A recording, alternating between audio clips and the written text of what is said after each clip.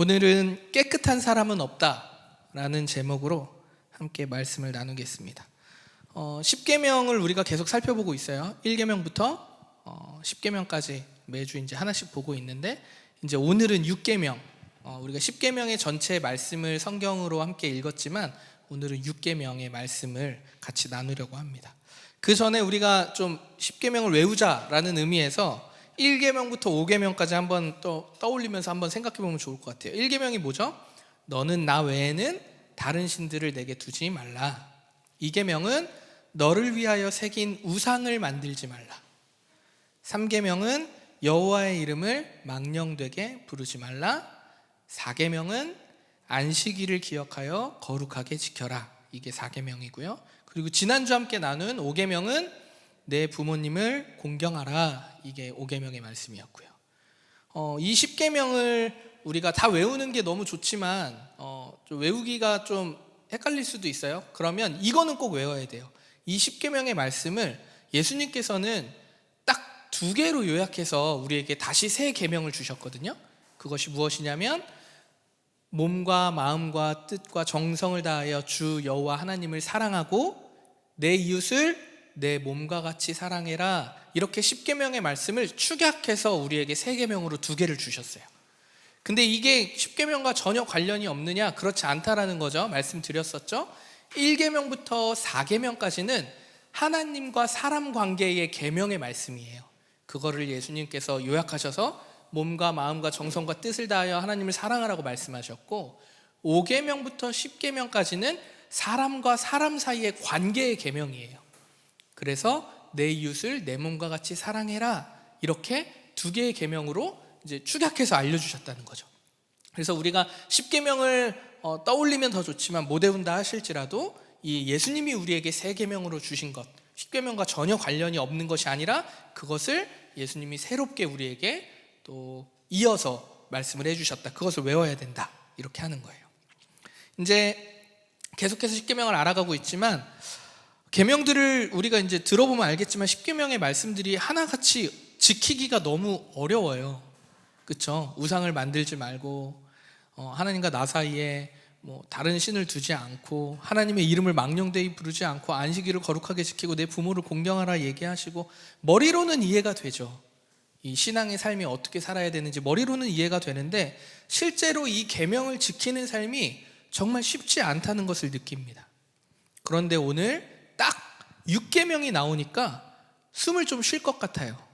왠지 아세요? 되게 짧아요. 6계명이 이 말씀이에요. 살인하지 말라. 너무 쉽잖아요. 살인하지 말라. 우리한테는 너무 쉬운 얘기 아니에요? 여기서 혹시 살인하신 분 계세요? 네, 우리 아이들도 있는데 좀 무서운 말이긴 하지만 사람을 죽이는 거 우리 그런 적 없잖아요. 안 그랬으면 여기서 모여서 예배를 드릴 수 없었겠죠. 네, 실제로 우리가 사람을 죽인 적이 없기 때문에 살인하지 말라 이 계명은 어찌 보면 되게 쉬운 하나님의 계명이지 않을까 생각이 들었어요. 근데요, 이 계명, 살인하지 말라는 계명이 우리랑 크게 상관이 없는 것 같아 보이지만 세상 돌아가는 것을 보면요, 뉴스나 매스컴에 들려오는 이야기들을 들어보면요, 꼭 그렇지만도 않은 것 같아요.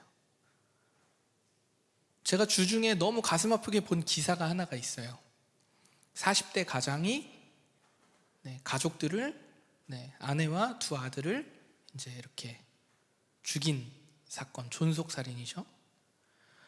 너무 가슴이 아프더라고요. 너무 무섭기도 하고 끔찍하기도 했어요. 살인이라는 그 자체도 되게 무서운데 가장이 가족들을 의도적으로 계획적으로 다 죽였다는 것이 좀 충격이었어요. 저에게는 너무 충격이다. 이뿐 아니죠. 사실 우리가 이렇게 가깝게 뉴스를 보면 이렇지만 역사적으로 봐도 한국사나 세계사에만 봐도 수많은 살인과 학살들이 정말 오랜 시간 우리에게 가져왔었잖아요. 나와는 상관없는 살인하지 말라라는 계명이 나와는 상관없어 보이지만 나 이외의 주위를 둘러보면 그렇지 않은 것 같다는 거예요. 그런데 우리는 이 뉴스처럼 우리가 살인을 저지르지 않았습니다. 그렇다면 이 살인하지 말라는 계명이 도대체 우리에게 어떤 의미이냐는 거죠. 그럼 다르게 생각해 보면 이 계명을 제일 먼저 받았던 이스라엘 공동체에게는 왜 주어졌을까요? 살인하지 말라. 이 계명이 이스라엘 백성들에게는 왜 주어졌을까요? 그들의 상황은 똘똘 뭉쳐서 지금 광야의 생활을 하고 있어요. 매일 하늘에서 떨어지는 하나님 주시는 만나, 음식이죠. 그걸 먹고 길 걸어가다 가라 그러면 가고 멈추라 그러면 멈추고 똘똘 뭉쳐서 민족이 대이동을 하고 있는 거예요. 그러면 우리가 그 이동, 그 여정 가운데 우리가 모르는 그들 안에 살인이 있었나요? 있었을까요? 그래서 하나님이 살인하지 말라고 했나? 도대체 왜 이스라엘 백성들에게 살인하지 말라고 했는지 너무 궁금한 거죠. 근데 이 6계명의 참된 의미를, 살인하지 말라는 계명의 의미를 알기 위해서는 이 살인하지 말라라는 본래의 뜻, 본래의 의미가 무엇인지 우리가 아는 것이 좀 중요할 것 같아요. 살인이라고 하면 무엇이죠? 사람을 죽이는 행위예요. 사람을 죽이는 행위를 우리는 살인이라고 얘기하죠. 오늘 본문에 사용된 그 살인, 죽이다라는 이 단어는요, 사람을 죽이는 모든 행위를 의미하는 단어로 사용된 낱말이 아니라는 거예요. 죽인다 했을 때 모든 죽이는 상황을 다 살인하지 말라에 쓴 이 계명의 단어가 아니라는 의미입니다. 예를 들어 볼까요? 전쟁이나 사형과 같은 살인에는 오늘 쓰인 이 살인하지 말라의 계명에 이 단어를 쓰지 않았어요. 단어가 다르다는 거예요. 그럼 어떤 죽임에 살인하지 말라라는 단어가 사용되었을까요? 증오해서, 분노해서, 질투가 나서, 시기하는 마음이 일어나서 나쁜 마음을 품고 쟤를 죽여야겠다라고 생각해서 의도적으로 계획적으로 죽이는 그 죽인다, 그때에 사용되어지는 단어가 바로 오늘 살인하지 말라의 계명에 쓰인 단어라는 거죠. 한마디로 나쁜 마음을 먹고 사람을 죽이는 고의적인 살인을 오늘 말하고 있는 거예요. 이 계명은 의도적이고 계획적인 살인을 하지 말라는 뜻이죠. 그러면 우리가 다시 뉴스로 한번 다시 생각해 볼까요? 40대 가장의 가족의 살인은 의도적이고 계획적인 살인이었잖아요. 그럼 반대로 뜻하지 않게 죽이게 된 경우의 살인은 상황이 좀 다르다는 얘기이기도 한 거예요. 예를 들어서 성경에 다 있는 말씀이긴 한데 잘못 던진 돌에 맞아 죽게 되는 경우가 있었어요. 그런 때는 이 살인하지 말라의 계명에 들어가지 않는다는 얘기예요. 또는 나무를 이렇게 하다가 도끼가 자루에서 빠져서 친구가 죽게 됐어요. 그런 경우도 오늘 살인하지 말라의 이 계명을 어긴 것이 아니라는 거예요. 그래서 그렇게 해서 주위에 사람이 죽게 되는 경우는 하나님이 제도를 만드셨어요. 뭐였냐면 우리가 잘 알고 있죠. 도피성이라는 제도를 만드셨어요. 의도적으로 살인을 하면 살인하지 말라라는 계명에 어긋나는 거지만 실수로 잘못해서 사람이 죽게 되는 경우라면 도피성으로 도망가서 그 생명을 구할 수 있도록 하나님이 만드셨다. 그 율법들이 있다라는 거죠. 이제 그러면 살인하지 말라의 계명의 정의가 세워졌어요. 나쁜 마음을 먹고 의도적으로 계획적으로 죽이고자 했던 것, 죽였던 것, 이것은 살인하지 말라의 계명에 하지 말아야 될 우리의 행동이라는 겁니다. 그렇다면 이제 이 계명을 알았어요. 그러면 이것을 우리의 삶으로 적용해서 어떻게 이해해서 우리의 삶으로 적용해서 살아야 할까? 이게 이제 우리에게 중요한 요소인 거죠. 근데 이 6계명의 말씀을 이것을 우리에게 적용하기 위해서는 성경을 계속 좀 살펴봐야 되는데 예수님께서도 이 6계명 살인에 대해서 말씀하시는 장면이 있습니다. 마태복음 5장 21절에서 22절까지의 말씀인데요. 제가 우리말 성경으로 한번 읽어봐 드릴게요. 살인하지 말라. 살인한 사람은 누구든지 심판을 받을 것이다 라는 옛 사람들의 말을 너희가 들었다. 예수님이 하시는 말이에요. 너희가 들었다. 그러나 나는 너희에게 말한다. 형제에게 분노하는 사람도 심판을 받게 될 것이다. 또 형제에게 라가라고 하는 사람도 공회에서 신문을 당할 것이다. 그리고 너는 바보다 라고 하는 사람은 누구든지 지옥 불석에 떨어질 것이다. 유대인들은요, 이제 신약 시대, 예수님의 시대에 유대인들이죠. 구약의 성경의 말씀을 믿고 하나님을 믿었던 사람들, 이 유대인들은 오래전부터 이 십계명뿐 아니라 성경을 잘 알고 있던 사람들이잖아요. 그래서 예수님이 얘기하는 거예요. 그들에게 너희가 익히 오래전부터 듣지 않았냐, 살인하는 사람은 누구든지 심판받을 것이라는 이 계명을 너희가 옛사람을 통해 듣지 않았냐. 근데 내가 새롭게 얘기한다. 형제에게 분노하는 사람, 형제에게 라가라고 말하는 사람, 형제에게 바보라고 하는 사람은 누구든지 지옥에 간다라고 예수님이 얘기하시는 거예요. 이제 살인에 대한 계명이 좀 더 확장된 거죠. 무섭습니다. 너무 지키기 어려워요. 그럼 여기서 이제 라가라는 말이 나와요. 성경에 라가라는 말이 나오는데 이게 무슨 뜻이냐면 원래의 뜻은 무익한 놈, 가치 없는 놈, 이런 뜻이에요. 그러니까 비속어죠. 히브리 비속어로 라가 이런 뜻은 뭐 무익한 놈, 가치 없는 놈, 이렇게 비속어로 욕하는 장면인 거죠. 그러니까 살인하지 말라는 계명이 어떤 의미예요? 무익한 놈, 가치 없는 놈, 야, 너 진짜 너 나한테 그럴 수 있어? 분노하는 사람, 넌 바보야 라고 하는 사람, 이런 시기, 질투, 미움, 우리 안에 나쁜 마음으로 형제를 욕하는 자들은 어떻게 된다는 거예요? 살인하는 자라는 거예요. 총이나 칼과 같은 도구를 가지고 직접 사람을 죽이지 않아도 우리가 살인을 할 수 있다는 것을 예수님께서는 말씀하고 계신다는 것이죠.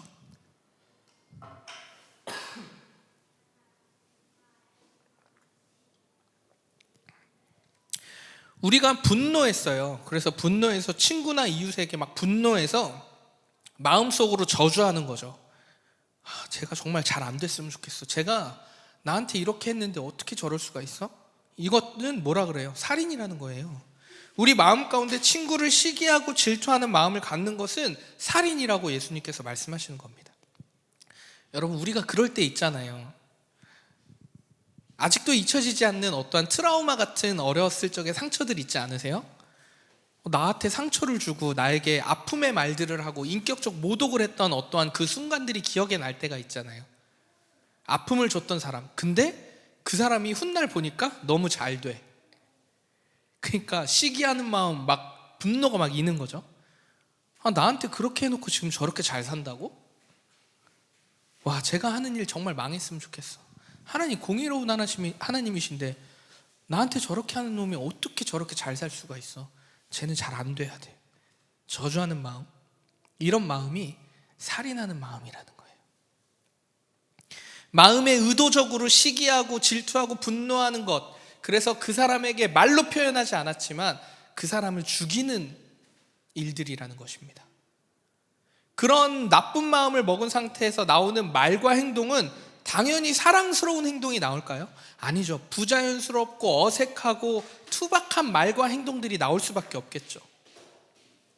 결국 형제를 미워하는 것이 결국에는 마음에 살인을 하는 것이라고 오늘 성경은 말하고 있다는 거예요. 그러면 성경에서 나오는 첫 살인이 있습니다. 첫 살인 기억나세요? 바로 창세기 4장에 나오는 가인과 아벨의 이야기죠. 둘이 형제입니다. 형 가인은 동생 아벨을 시기하고 질투해서 동생을 쳐 죽여요. 형제가. 그게 성경에 나오는 첫 살인이에요. 왜 죽였냐면 하나님께서 똑같이 가인도 하나님 앞에 제사를 드렸고 아벨도 제사를 드렸는데 아벨의 제사만 받았다고 해서 열받아서 가인이 동생을 죽인 겁니다. 그럼 여러분 이제 이 장면을 놓고 한번 생각해 보세요. 가인이 화가 났어요. 그래서 아벨을 죽였다고 한번 생각해 보세요. 죽였으니까? 죽였어요. 근데 가인이 아벨을 죽이고 난 다음에 그것이 죄가 되나요? 아니면 너무 분노해서 가인을 죽여야 되겠다라고 생각을 했을 때 이미 죄가 되나요? 생각과 마음이 들었을 때 이미 죄가 된 것이죠. 하나님은 선하신데 하나님의 형상대로 창조된 우리가 그런 나쁜 마음과 나쁜 생각을 가지고 있다는 것은 하나님과 연합할 수 없다는 얘기이기도 합니다. 마태복음 18장 35절의 말씀입니다. 너희는 각각 마음으로부터 형제를 용서하지 아니하면 나의 하늘 아버지께서도 너희에게 이와 같이 하시리라. 제가 이 말씀을 하시면 이 말이 너무 무서운 거예요. 형제를 용서하지 아니하면 각각 마음으로부터, 행위로부터라고 얘기하지 않아요. 마음으로부터 형제를 용서하지 않으면 나의 하늘 아버지께서도 너희에게 이와 같이 하신대요. 너무 무섭지 않아요? 보이지 않지만 우리의 마음과 생각이 너무나 중요함을 오늘 말씀을 통해서 다시 깨닫는 거죠. 무기를 들고 사람을 죽이지 않아도 마음의 살인이 얼마나 심각한 죄인지 오늘 하나님께서는 또 말씀을 통해서, 예수님의 말씀을 통해서, 또 십계명의 6계명의 말씀을 통해서 우리에게 말씀하고 있다는 겁니다. 하나님께서 우리에게 친히 베푸신 은혜, 평화잖아요. 예수 그리스도를 통해서 온전한 연합을 이루는, 이게 하나님 우리에게 주신 평화인데, 사랑인데, 우리는 어떻게 하고 있다는 거예요? 마음으로 살인하고 있다는 겁니다. 여러분, 온 우주 만물은요, 누구의 손에 의해 창조되었어요? 오늘 10계명 중에 4계명에 내가 6일 동안 열심히 일해서 창조했고 7일 날 쉬었다 이렇게 얘기하시는데, 하나님 손에 창조되었잖아요. 온 우주 만물은. 그런데 이 창조된 피조물 중에 유일하게 하나님의 형상대로 창조된 피조물은 사람밖에 없어요. 창세기 9장 6절에 이렇게 얘기하고 있어요. 하나님께서 자기의 형상대로 사람을 만드셨기 때문에 누구든지 사람의 피를 흘리면 사람에게 피 흘림을 당할 것이다 라고 말씀하고 있습니다. 사람이 사람을 죽이지 말아야 되는 이유가 있대요. 그게 무엇이냐면 하나님의 형상대로 우리는 다 지음받았기 때문에 사람이 사람을 쳐서 죽이면 안 된다는 얘기를 성경은 말하고 있다는 거예요.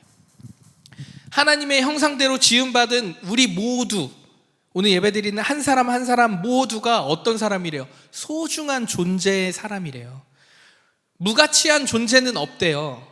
라가, 무가치한 놈, 가치 없는 사람, 이런 존재는 없다는 거예요. 모두가 사랑을 받을 수 있는 충분하고 자격이 있는 소중한 존재라는 겁니다. 이런 소중한 존재에 대해서 우리가 어떻게 바라본다는 거예요? 마음속으로 미워하고 분노하고 저주하고 시기하는 마음이야말로 어떻다는 거예요? 하나님의 권위 앞에 죄 짓는 모습이라는 겁니다. 그래서 오늘 6계명으로 우리에게 주시는 말씀이 살인하지 말라, 이 말씀인 겁니다. 우리가 처음에는 살인하지 말라는 것이 참 쉬운 줄만 알았어요. 실제로 사람을 죽인 적이 없기 때문이죠. 그러나 오늘 예수님의 말씀처럼 마음의 살인도 살인이라고 한다면, 여러분, 우리 중에 깨끗한 사람이 있을까요? 깨끗한 사람이 있을까요, 우리 중에? 저를 비롯하여서 온 우주 만물 어디를 찾아보아도 깨끗한 사람은 없을 것입니다. 깨끗한 사람이 아무도 없는데 도대체 우리가 이 계명을 어떻게 지켜야 하는가?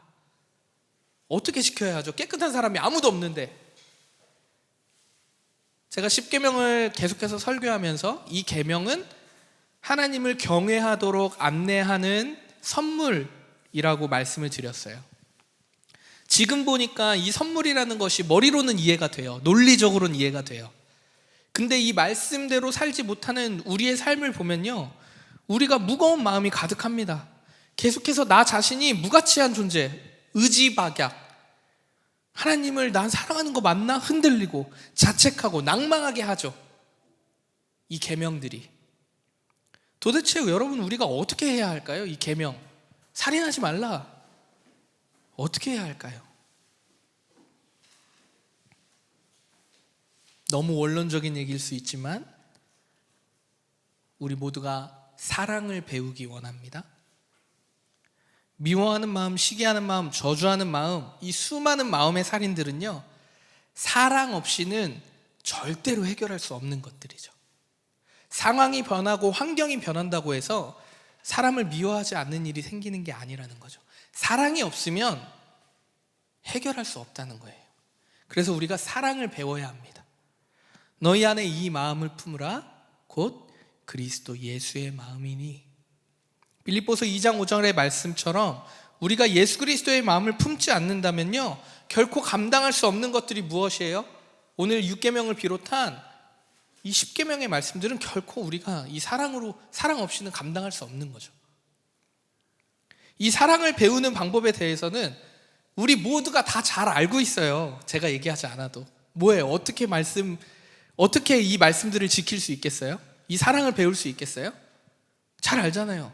말씀 보는 것, 기도하는 것, 이 기도의 삶을 통해서 사랑을 배우게 되죠. 하나님이 어떠한 분인지 성경 말씀을 통해서 알아요. 성경 말씀을 통해서 그 사랑이 이스라엘 백성을 통해서 그리고 우리에게 어떻게 베푸셨는지 날마다 깨닫는 우리의 일상의 삶, 말씀과 우리의 일상의 삶의 기도와 우리의 일상에 펼쳐져 있는 하나님의 진리들을 발견하는 것, 이것이 사랑을 배우는 일들이잖아요. 바라는 것은요, 제가 너무나 우리 성도들에게 바라는 것은요, 성경의 말씀을 통해서 하나님을 알아가는 것을 사모하시기를 축복합니다.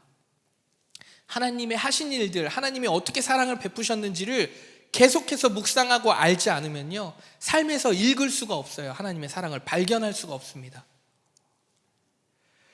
이 사랑을 우리가 이제 말씀을 통해 배웠어요. 그럼 깨끗한 삶으로 살아가기 위해서는 무엇이 필요하죠? 은혜가 필요해요. 우리는 아무리 노력해도 깨끗해질 수가 없어요. 하나님께서는 독생자 아들 예수님을 통해서 우리를 새롭게 하셨다고 얘기하잖아요. 나를 믿는 자마다 영생을 얻는다 말씀하셨어요. 그래서 뭐라고 얘기해요? 너희가 깨끗하지 않지만 나를 믿으면 깨끗하다라고 내가 너희를 그렇게 인정할 거야. 그래서 우리가 새로워지는 거예요. 새로 우리의 죄가 다 사하여지는 게 아니고요, 그냥 하나님의 사랑으로 덧입혀 주셔서 새로워지는 거죠. 근데 여기에는 반드시 조건이 있어요. 그게 무엇인지 아세요? 나의 교만함과 이기적인 마음을 죽이는 거예요. 이게 되지 않으면 예수를 믿을 수가 없고 예수님의 마음을, 사랑을 받을 수도 없어요. 이것은 하나님과 나와의 사이에 적용이 됩니다. 이 사랑. 근데 사람 사이에서도 적용이 된다는 거예요. 사랑이라는 것이. 사랑은 온갖 허다한 허물을 덮느니라. 자, 사랑하는 사람은 어떻게 살아가나요? 사랑하는 마음이 막 있어요. 그러면 어떻게 해요? 우선 마음과 생각을 바꾸고자 노력하잖아요. 상대방에게 맞춰볼까 애써보잖아요.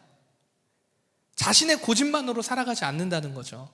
오늘 규성형제랑 유진자매 와 있는데 이제 결혼을 해서 이렇게 살아가지만 중요한 건 같이 살면 뭐해요? 막 싸우고 다투고 막 너 네 뜻대로 해. 막 이렇게 하면 어떻게 하겠어요? 물론 한 14년 정도 살면 가끔 그럴 때도 있는 것 같은데, 예. 상대방을 존중하고 마음과 말과 행동이 부드럽고 유연해지는 게 뭐냐면 사랑하는 사이라는 거죠. 마음의 살인을 막을 수 있는 실제적인 첫 번째 방법이 그러면 무엇일까요? 말을 조심하는 거예요. 말을. 내가 자라면서 사람의 말로 상처를 많이 받았다고 해서 나도 다른 사람을 말로 상처 줘서는 안 된다는 거죠. 사람의 인격을 공격하는 무서운 말들을 우리는 조심해야 합니다. 40대 가장이 가족을 죽이는 이 너무 비극적인 사건이 일어났어요. 근데 이보다 더 끔찍하고 무서운 것이 무엇인지 아세요? 바로 댓글이에요. 댓글. 제가 그 댓글 보고 더는 못 보겠더라고. 40대 가장이 잘했다는 게 아니에요. 잘못했죠. 하지만 적어도 댓글에는 죽은 아내와 가족들을 걱정하고 같이 아파하는 그런 댓글들이 달리면 그래도 이해가 되겠는데, 가해자를 죽이네 살리네 하면서 온갖 저주의 말들을 퍼붓는데 그걸 보는데 너무 힘들더라고요. 더 끔찍하고 비극적인 일들이 우리의 말을 통해서 일어나고 있다는 거예요. 이 공인된 사람들 있잖아요. 이 공인된 사람들은 이런 무서운 댓글에 노출이 됩니다. 작은 말과 행동 하나에 구설수에 막 올랐다 내렸다 하잖아요. 그들이 잘했다 이렇게 얘기하는 게 아니고, 실수를 하면 잘못한 건 맞아요. 근데 그래서 법이 존재하고 사회라는 문화가 존재하는데, 사회의 법이 존재하는데, 우리가 바라보고 정의라고 실현해야 될 것들을 얘기하는 것이 아니고 막 저주, 분노를 거기다가 막 쏟아내는 거예요. 미워하는 마음들을, 시기하는 질투, 미움, 막 온갖 댓글에다가 다 올려놓으니까 보는 우리도 지쳐요. 연예인들이 이러한 댓글에 정신과 상담을 받는 일이 비일비재하잖아요. 사랑하는 성도 여러분, 사랑의 말을 하기 원합니다. 배려의 말을 하기 원합니다. 존중의 말을 하기 원합니다. 그리스도께서 나에게 그렇게 하셨듯이 우리도 그 사랑을 본받아서 사랑의 말, 배려의 말, 존중의 말을 하면서 살아가기를 원합니다. 마음의 살인을 막을 수 있는 두 번째는 무엇이냐면요, 실제적인 방법 두 번째는 무엇이냐면, 큰 것은 사랑이고 은혜가 필요하다 얘기하지만 실제적인 건 무엇이냐면, 나를 있는 그대로 바라봐주는 사람, 이해해주는 사람, 존중해주는 사람과 자주 연락하고 만나는 거예요. 그게 부부라면 부부끼리 그런 대화의 시간을 많이 대화하고 얘기해야 돼요. 그게 가족이라면 가족끼리도 그 얘기를 너무 많이 해야 돼요. 격려의 말, 존중의 말, 인격의 말, 상한 마음을 위로하는 말, 나를 이해해주고 존중해주고 있는 그대로 바라봐줄 수 있는 사람들과 최대한 많이 만나셔야 돼요. 우리가 수많은 관계가 있잖아요. 얽히고 설킨 수많은 관계들.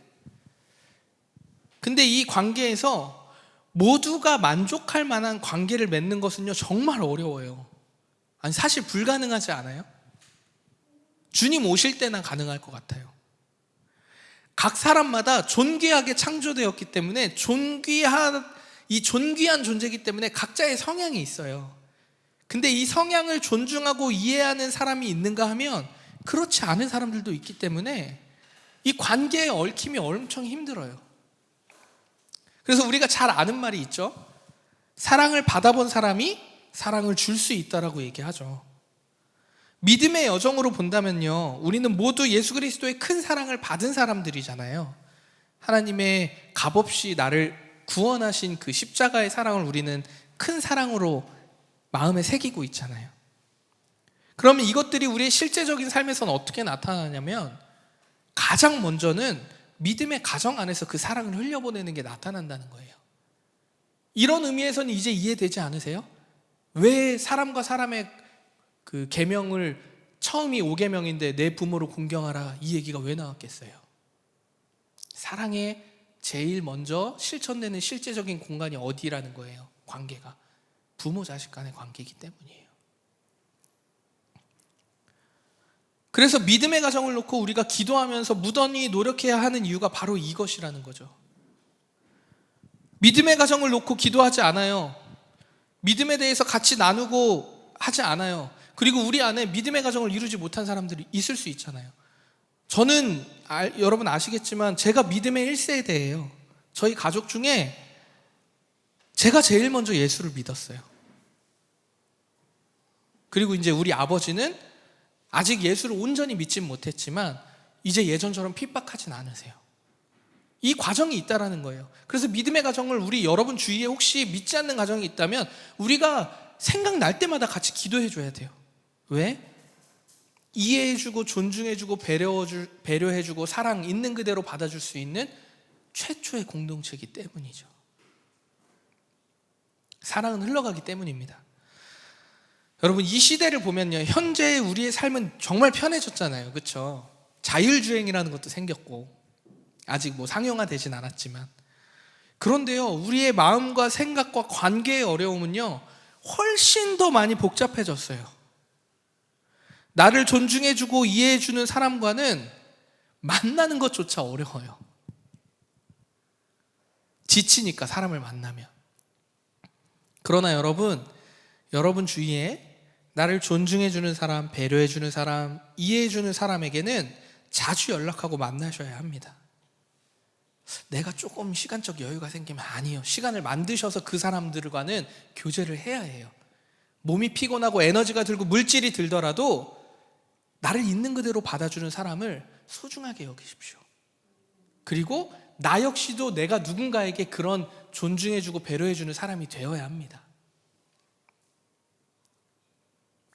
하나님의 말씀, 또 우리의 기도, 그리고 우리 삶에서 부드럽고 유연한 지혜로운 말과 행동들, 이것이 살인하지 않는 방법이죠. 그리고 방금 말씀드린 것처럼 마지막으로 실제적으로 믿음의 동역자들을 만남을 통해서 우리가 사랑을 배운다는 거예요.